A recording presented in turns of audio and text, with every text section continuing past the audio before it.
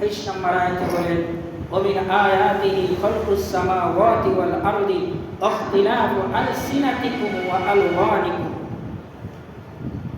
আল্লাহ বলেন তোমাদের জন্য নিদর্শন, আমি আল্লাহ যত নিদর্শন রেখেছি, যত কুদরত রেখেছি, এর মধ্যে থেকে একটা কুদরত, একটা নিদর্শন হচ্ছে আমি আল্লাহ তোমাদেরকে যে ভাষা দান করেছি, ভাষা এবং তোমাদের যে ধরন দান করেছি, এক একজনের এক এক রকম গঠন, একজনের গঠনের সাথে আরেকজনের গঠন মিলে না, এবং তোমাদের যে বিভিন্ন জনকে বিভিন্ন রং দান করেছি, এই রং এগুলি একমাত্র আমি আল্লাহর নিদর্শন।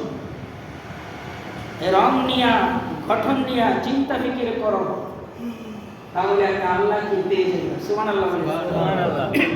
কেমন পৃথিবীতে লক্ষ লক্ষ কোটি কোটি মানুষ আছে, ঠিক কিনা? একজনের চেহারার সাথে আরেকজনের চেহারার মিল নাই। এখনো বুঝেন আল্লাহ কত সূক্ষ্ম কারিগর, কত সূক্ষ্ম কারিগরওয়ালা, তিনি কত বড় শিল্পী যে তিনার নিখুঁত শিল্পায়নের মধ্যে কাহারো চেহারার সাথে কাহারো চেহারা মিলে না, কাহারো হাতের টিপের সাথে কাহারো হাতের টিপ মিলে না, কাহারো চোখের চাহনির সাথে কাহারো চোখের চাহনি মিলে না।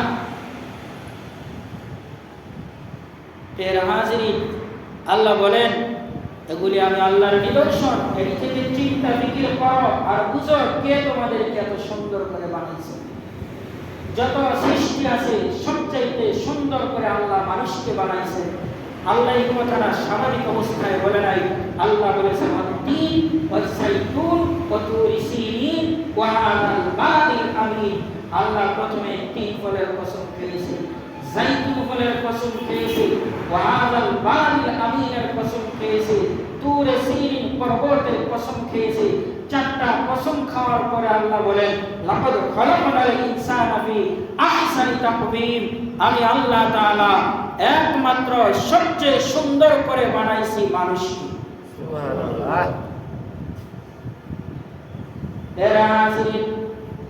এরপর আল্লাহ বলেন আমি আল্লাহ তাআলা যে তোমাদেরকে জবান দিয়েছি, জবান দ্বারা কথা বলার পাক শক্তি কে দিয়েছেন? আল্লাহ।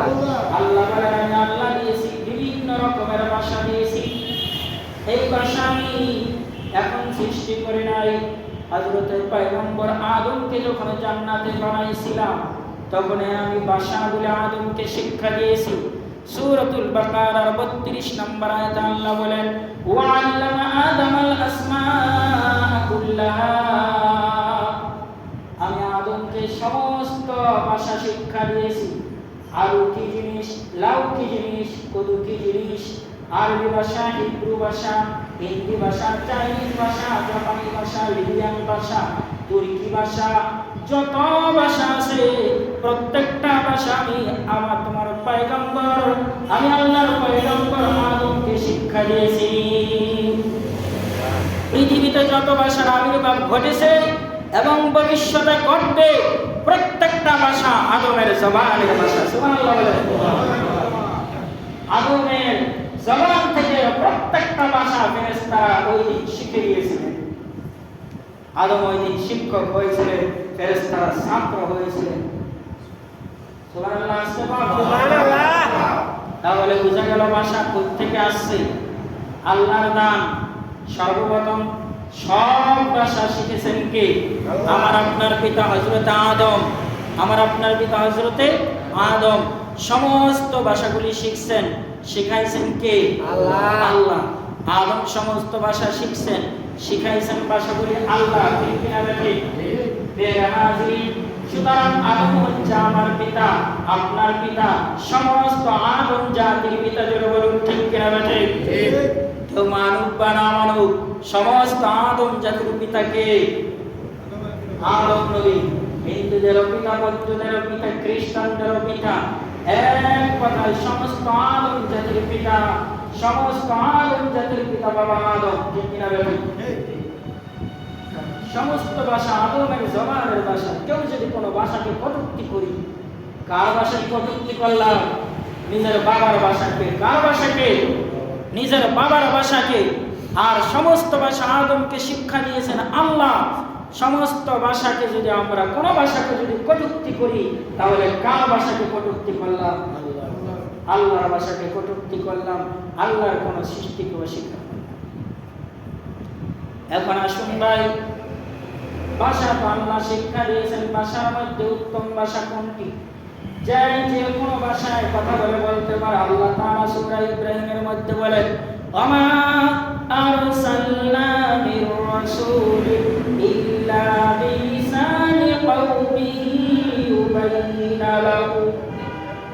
আল্লাহ বলেন, আমি প্রত্যেকটা জনপদে নবী রাসূল প্রেরণ করেছি, যে সমস্ত জনপদে প্রত্যেকটা জনপদের নবী রাসূলদেরকে তাদের মাতৃভাষা সম্পর্কে পাণ্ডিত্য দান করেছি। আর একমাত্র বিশ্ব নবী জনাব মুহাম্মদুর রাসূলুল্লাহ সাল্লাল্লাহু আলাইহি ওয়াসাল্লামের উপরে যখন কোরআন অবতীর্ণ করেছি, এই কোরআন অবতীর্ণের জন্য আমি আরবি ভাষাকে পছন্দ করে নিয়েছি। আর প্রত্যেকটা নবীদের যেই সমস্ত ভাষায় তারা পাণ্ডিত্য ছিলেন, তাদের মায়ের ভাষা সম্পর্কে জ্ঞান বেশি থাকে, এই জন্য আমি প্রত্যেকটা কিতাব প্রত্যেকটা এলাকার ভাষায় অবতীর্ণ করেছি। যে অঞ্চলে আল্লাহ কিতাব নাজিল করেছে, সে অঞ্চলের ভাষা দিয়ে কিতাব নাজিল করেছে, কোরআন নাজিল করেছেন আরবি। আরবের ভাষা ছিল আরবি, এজন্য আল্লাহ কোরআনকে আরবি ভাষার উপরে নাজিল করেছেন। যেটা বলুন ঠিক কি? আরবি ভাষা আল্লাহ পাক রব্বুল আলামিন অবতীর্ণ করেছেন, হিব্রু ভাষা আল্লাহ অবতীর্ণ করেছেন, হিন্দি ভাষা আল্লাহ অবতীর্ণ করেছেন, উর্দু ভাষা আল্লাহ অবতীর্ণ করেছেন। এই জন্য কোন ভাষাকে ছোট করা যাবে, মনে থাকবো। এখন আসুন, ভাষা চর্চা করা, ভাষা চর্চা করা কি দোষের নাকি আন্দোষের? ভাষা চর্চা করা 100 বার ভালো কাজ, 100 বার ভালো কাজ। কিন্তু মুমিন হিসেবে, মুসলমান হিসেবে মায়ের ভাষা তো আছে, মায়ের ভাষার অন্তরালে মুসলিমদের প্রধান ভাষা আরবিকে আমরা কবর দিয়ে দিতে পারি না, কবর দিয়ে দিতে পারি না। আমাদের মুসলমান হিসেবে হৃদয়ে থাকতে হবে আরবি ভাষা, আরবি ভাষার সম্পর্কে জ্ঞান থাকতে হবে। আরবি ভাষার জ্ঞান যদি না থাকে, নামাজ কিভাবে করব? কি ভাই? রোজা কিভাবে রাখবো? হাদিস কিভাবে করব? আর মায়ের ভাষা হিসেবে আমাদের জবানে অন্তরে সবসময় থাকতে হবে বাংলা ভাষা। কি ভাষা? বাংলা ভাষা। এজন্য ভাই, বাংলা ভাষা নিয়ে আমরা গর্বিত যে আল্লাহ তাআলা সুন্দর একটা ভাষা দান করেছেন। যত ভাষা আছে আরবি ব্যতীত, এর মধ্যে বাংলা ভাষা অনেক সুন্দর ভাষা। ঠিক কিনা বেঠি? শুনতে ভালো লাগে, ঠিক কিনা বেঠি? এজন্য আমরা বাংলায় কথা বলার চেষ্টা করব। বাংলা ভাষা মুখে বলি, কিন্তু ইংলিশ মিডিয়ামের সন্তানদেরকে পড়ায়। জোরে বলুন ঠিক কিনা বেঠি? পড়ানো না যায় না? পড়ানো কি আছে? জায়েজ আছে। সব ভাষা শিক্ষা দিয়েছেন আল্লাহ, সব ভাষা শিক্ষা দিয়েছেন। এখন আমরা ভাষা চর্চা করব। 21শে ফেব্রুয়ারিতে কয়েকজন শহীদের রক্তের বিনিময়ে আমরা ভাষাকে রাষ্ট্রীয়ভাবে স্বীকৃতি পাইছি। ঠিক কিনা বেঠি? ঠিক। এখন আমরা কি করব? সেই গোলামরা, সেই ভাষা প্রেমিকরা মাতৃর ভাষাকে ঠিক রাখার জন্য জীবন দিয়েছে। 1 নম্বর করণীয়, তাদের জন্য আমরা তাদের জন্য দোয়া করব। কি করব? দোয়া করব। জুমাবারে দোয়া করব, কোরআন তেলাওয়াত করিয়া করিয়া, জিকির আজকার করিয়া করিয়া তাদের জন্য দোয়া করব। তাদের জন্য যদি আমরা দোয়া করি, এই দোয়ার বিনিময়ে আল্লাহ তাআলা তাদের কবরটাকে মর্যাদা বাড়ায় দিবেন। আমরা কি করি? কোরআনের খবর নাই, তাদের জন্য জুমায় দোয়ারও তেমন খবর নাই। রাত যখন 12টা বাজে, খালি খানা যাইয়া শহীদ মিনারে ফুল দিয়ে শুভেচ্ছা জানাই। কি জানাই? শুভেচ্ছা জানাই। ঠিক কিনা বেঠি? এটা সম্পূর্ণ হারাম, এটা সম্পূর্ণ হারাম। আমাদের সংবিধানে যদিও এটা জায়েজ, কিন্তু আল্লাহর কোরআন সুন্নাহ মোতাবেক প্রত্যেকটা মুসলমান যাই করবে এই কাজটা প্রত্যেকের জন্য হারাম, প্রত্যেকের জন্য হারাম। আমাদের সংবিধানটা তো মুসলমানদের রচিত সংবিধান না, ব্রিটিশরা চলে গেছে, কিন্তু তারা সংবিধান নামক বিস্ফোরা আমাদের ভিতরে ফেলে দিয়ে গেছে। ঠিক কিনা বেঠিক? এই সংবিধান যতদিন পর্যন্ত পরিবর্তন না হবে ততদিন পর্যন্ত আমরা যতই বলি না কেন তেমন পরিবর্তন হবে না। ঠিক কিনা বেঠিক? আজকে একজন আলেম যদি মন্ত্রী হয় বাধ্যতামূলক শহীদ মিনারে গিয়ে ফুল দিতে হয়। ঠিক কিনা বেঠিক?